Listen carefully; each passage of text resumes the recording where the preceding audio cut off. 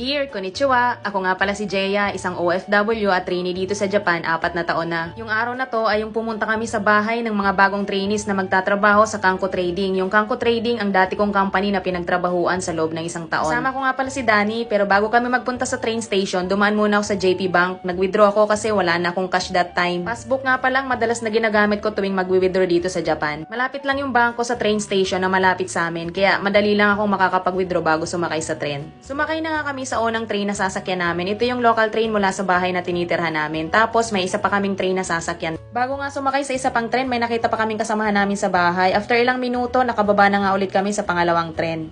Ang usapan namin ng mga bagong trainee, sa Domino's kami magkikita-kita, kaya naman nandun na nga sila pagdating namin. Si Jonard at si Carlo nga pala yung dalawang lalaki na na-hired ng Kanko Trading. Dumaan na nga rin ako sa Domino's para makabili man lang ng pizza pang merienda habang nagkukwentuhan kami ng mga bagong dating na ito. Ang Kanko Trading nga pala yung dati kong company na pinagtrabahuan at ang ginagawa namin doon puro mga isda at salmon. Si Danny pala yung bumili ng 1.5 na Coke sa Lawson. Pagkabili nga namin ng merienda, naglakad na lang kami. Malapit lang din naman dito yung bahay ng mga babaeng trainees din. Dear, dito nga pala sa Japan, uso yung mga taniman sa gitna ng mga nakatayong building at mga kalsada na rin. Familiar nga pala ako dito sa lugar na pinuntahan namin dahil dito rin kami nakatira noong nagtatrabaho kami sa Kanko Trading. Ang agency nga pala nila katulad din ng agency ko, YWA Human Resource Corporation. Tapos yung category nila, fish processing, at kagaya ko, 2 buwan lang din silang nag-aral ng Nihongo. Nagantay nga pala kami ng ilang minuto sa labas ng bahay nila dahil wala pala sila na grocery na ang mga person. Kapag bagong lipat kasi talaga yung mga trainees galing sa training center sa bahay, kailangan nilang mag-prepare ng mga pagkain nila. Mga kaklase nga pala ni Danny sa Nihongo class noon sa Pilipinas, tong mga nandito sa Kanko Trading, kaya naman syempre for the beso-beso muna yung mga person. Magkakaiba lang yung company nila, si Danny sa company namin sa Asahi. Dear, siya nga pala yung video na to ay noong nakaraang taon pa, kaso lang ngayon lang ako nagkaroon ng time na ma-edit talaga to ng bonggang-bongga. Pero syempre yung title pa rin ng video ay mga bagong trainees kasi talaga namang bago sila nung time na to. At eto na nga, pumasok na tayo sa kanilang bagong tahanan. Iba-iba nga pala yung mga nagiging tahanan ng mga trainees dito sa Japan. Depende sa kung ano ang pre-provide ng company na nag-hired sa kanila. Ito nga pala yung unang kwarto. Ganito muna talaga yung setup kapag bagong dating lang. For sure ngayon, nag-upgrade na yung kanilang ayos sa kanilang mga kwarto. Sa case nila, 4 silang magkakasama dito sa apartment. Tapos yung 2 namang lalaki magkasama din sa nakahiwalay na apartment. Dito nakatira yung mga katrabaho ko dating Vietnamese. Tapos yung tirahan naman namin nasa kabilang bahay lang. Namumroblema nga sila nung time na to kasi napakaraming mga iniwang gamit ng mga unang nakatira dito. Very wrong talaga yung ganito, yung iiwan yung mga lumang gamit sa bahay na inalisan.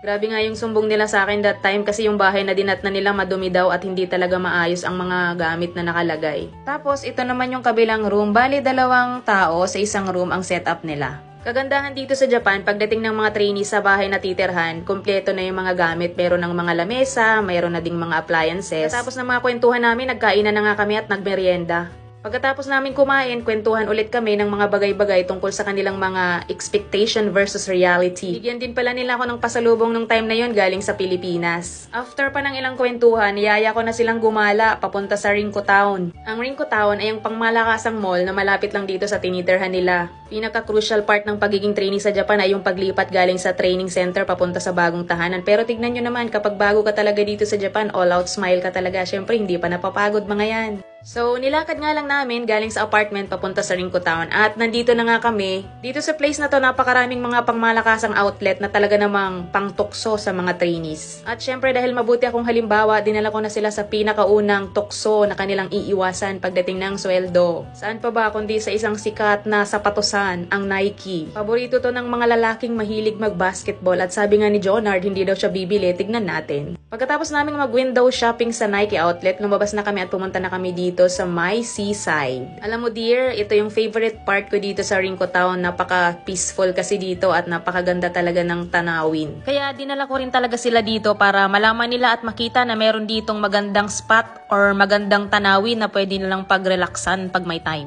Mawawala ba yung picturan? Diyos mio, Marimar. Syempre hindi. Pagkatapos nga ng picturan session, pumunta kami sa mas malapit na bahagi ng baybayin para mas malapitan naming makita yung kagandahan nitong Marble Beach Resort dito nga sa Rinko Town. Sobrang lapit lang ng Rinko Town na to sa Kansai Airport kung saan bumababa yung mga turista galing sa iba't ibang bansa. Kaya naman most of the time dito sa Rinko Town marami talagang namamasyal at meron pang mga lovebirds. Karamihan ng mga turista nakikita dito sa Rinko Town para mag-shopping. May mga dala pa nga silang maleta dahil diretso sila from the airport.